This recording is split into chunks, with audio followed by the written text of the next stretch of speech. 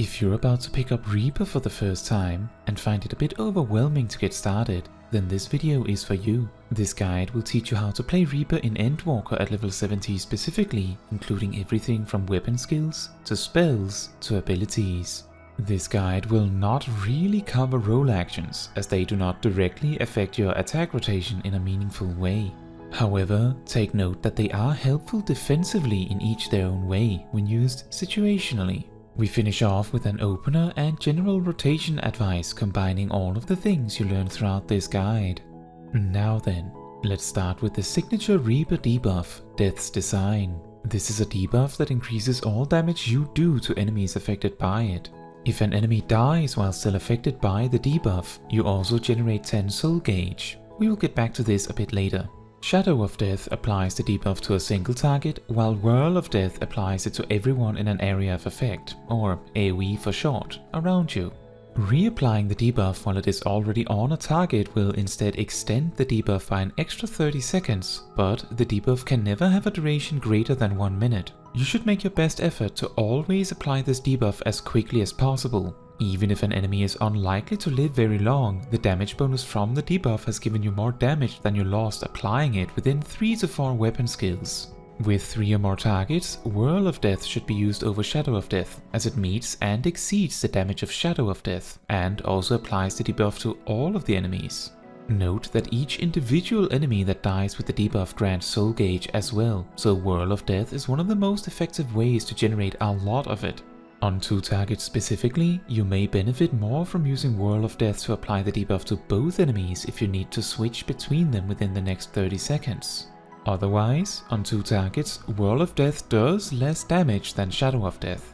Next, let's look at your filler combos. Slice, Waxing Slice, and Infernal Slice make up your single target 1-2-3 combo. They each generate 10 soul gauge on use. For 3 or more targets, replace this 1-2-3 combo with Spinning Scythe and Nightmare Scythe, which make up your filler AoE 1-2 combo. These attacks also grant 10 soul gauge on use. Both of these combos should be used whenever there are no more important options available. Conveniently, none of your other actions will cancel these combos, so you can always pause them to do the more important actions on time. Furthermore, combos stay for up to 30 seconds, so you have quite a while to return to this combo if necessary. For the sake of memorization, take note that all Reaper actions with the word Slice in their names are single target, while all actions with the word Scythe are AoE. Now about that soul gauge. You have 2 abilities to spend it with that you can weave between your weapon skills. Bloodstalk functions as the single target option, while Grim Swathe functions as the option for 3 or more targets. Using Bloodstalk or Grim Swathe sets you at 1 stack of Soul Reaver, but keep in mind that if you use any weapon skill or spell that does not spend Soul Reaver stacks, you lose all of them. So make sure to follow up with a Soul Reaver spending action immediately after. Take note that using Bloodstalk and Grim Swathe back to back will not get you to 2 stacks. Both of these spenders cost 50 soul gauge per use and should generally be weaved between your attacks when it is convenient. Speaking of which, you have 3 weapon skills to spend your Soul Reaver stacks. Gibbet and Gallows are 2 almost identical actions with very little difference. Gibbet does extra damage from the side of an enemy and also does more damage when you have Enhanced Gibbet. It also grants Enhanced Gallows. Gallows does extra damage from the back of an enemy and also does more damage when you have Enhanced Gallows. It also grants Enhanced Gibbet. When starting a fight, which of these 2 actions you use first is irrelevant, as long as you get the positional right. But once you have a buff from either one, it is important that you always alternate them to maximize their damage. Additionally, while affected by Enhanced Gibbet or Gallows, Bloodstalk turns into Unveiled Gibbet and Gallows, which are completely identical, but happens to do significantly more damage than Bloodstalk. This does not change how you use it though. For the sake of simplicity, I will refer to this action as just Bloodstalk. For 3 or more targets, you can spend Soul Reaver with Guillotine instead. Keep in mind that Grim Swathe and Guillotine are frontal cone attacks, while most of your other AoE attacks are circles around you. Whenever you use Bloodstalk, you should follow up with Gallows or Gibbet, depending on which one is enhanced at the moment. And if neither is, you can choose depending on which positional is more easily reachable. Given the rarity of positionals in the Reaper's arsenal, you can make great use of the roll action True North to circumvent them quite often.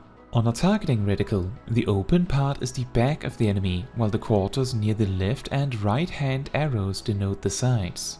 If a targeting reticle is closed, so there is no visible backside, then all positionals succeed from anywhere. This is common in solo content like Palace of the Dead or Bozja. To finish off your offensive toolkit, you have two weapon skills that share cooldown: Soul Slice and Soul Scythe, the AoE alternative for 3 or more targets. These two weapon skills should be used as close to on cooldown as possible, as they are your absolute best sources of soul gauge with no competition. Make sure to avoid using Soul Slice or Scythe if you already have more than 50 soul gauge, to avoid wasting any of the resources it generates. Avoid this issue by spending soul gauge if Soul Slice is about to be ready. Now, let's cover your utility actions. Harpe is your filler ranged attack for when you cannot be in melee range, or for pulling with if you need it. Harpe generates no soul gauge and does the same damage as Slice, so it is a damage loss to use it over anything else if you have the option. However, it is a decent option to spam if you can't be in range. For movement, Hell's Ingress and Hell's Egress are two abilities that share a relatively short cooldown. Ingress teleports you forward, while Egress teleports you backwards. They also cause your next Harpe cast to be instant, which can be helpful to fill a single GCD while jumping away to avoid a mechanic. But otherwise, there is no reason to spend this instant Harpe should any other action be usable. Both Hell's Ingress and Egress should be used only for their movement, and there is no reason to use them to access the instant Harpe cast specifically. Finally, Arcane Crest, also on a relatively short cooldown, puts a short duration shield on you to prevent 10% of your HP in damage. Try your best to use this ability whenever you anticipate or are actively taking damage. Noting the short duration is important, as sometimes using it when a boss starts casting a spell may result in the shield dropping before the spell lands. Now, to round off, let's cover an actual boss fight opener and rotation. If time permits, cast Harpe as the tank is running up to the boss, and then use Hell's Ingress to close the gap. If there isn't time, skip this step. Start by using Shadow of Death and optionally weave True North, then use Soul Slice, weaving Bloodstalk, and then use Gibbet. This then leads to the general rotation. Reaver works somewhat on a priority-based rotation, and at this level doesn't really have any big bursts to build up to anyway. This leads to the following priority list. 1. Apply or extend Death's Design if it is close to running out, say 10 seconds. 2. If you have over 50 soul gauge, use Bloodstalk, followed by Gibbet or Gallows, depending on which one is enhanced. Keep in mind the positional bonus and consider True North. 3. Use Soul Slice as close to on cooldown as you can. 4. Extend Death's Design if its duration is below 30 seconds. 5. Use your filler 1-2-3 combo, Slice, Waxing Slice and Infernal Slice. An extension to point 2 and 3 is that if Soul Slice is not close to being ready, you can make a simple burst combo by stockpiling soul gauge to use 2 Bloodstalk, Gibbet, Gallows back to back, if anyone else in your party has a buff you can benefit from. Note that you yourself don't have any way of adding any extra value to your damage by doing it this way. For 2 targets, consider replacing Shadow of Death with Whirl of Death if you're doing any meaningful damage to both enemies within the duration.